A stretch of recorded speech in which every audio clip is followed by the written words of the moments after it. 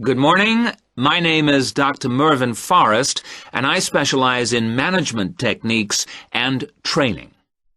I've been invited here today to talk to you about the cost to the economy of bad management. And what I would like to dwell on first is an area that has recently been exercising everyone, and that is coercion in the workplace, or, to put it more simply, bullying. It has been estimated that bullying at work costs the British economy up to £4 billion a year in lost working time and in legal fees. And with the problem apparently on the increase, it is time that managers took on board what is happening. I would like to think that what is perceived as bullying is nothing more than lack of experience, insecurity, or lack of awareness on the part of managers, and not a conscious effort to attack someone, but that is perhaps a case of my being naive or over-hopeful. Before we break up into groups to look at the first task on the handout you've got, I'd like to give you a start with some of the main bullying methods that have been identified so far. Basically, what I'm going to do here is to give you examples of 1 or 2 points. Can you all read the OHP clearly? Yes? Right, off we go. The first item on the list is giving people tasks which managers themselves cannot do and which are therefore impossible to achieve. This is, in fact, a very common strategy used by managers to manage their subordinates.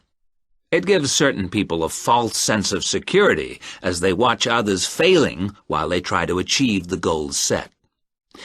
Another simple bullying technique is constantly moving the goalposts, especially when one's employees are in the middle of a task.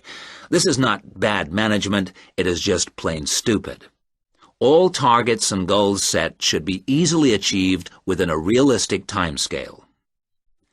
Sending memos to someone else criticizing the performance of a task where the individual has no way of replying is another common technique, especially when the manager concerned does not reply or makes it impossible for subordinates to contact him or her by not answering the telephone or not replying to emails. This is not the style of a sound manager, but rather the antics of someone with emotional problems. If you behave like that, don't expect your staff to respect you. And now, the technological bully. It is interesting how all tools designed to help can be turned into dangerous weapons. The urgent email bully is fast becoming a problem in the office. Employees turn on their computers to be faced with a string of badly worded emails, making instant and often unrealistic demands, which reveal the hysteria mode of management. Have you ever felt a sense of dread before looking at your email, even your personal messages? All companies should develop a company strategy whereby there is an email code of practice, with offensive messages being forwarded to a designated person for appropriate action.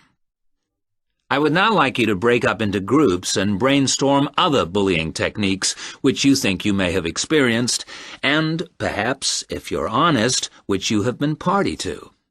I can think of at least 9 more bullying strategies.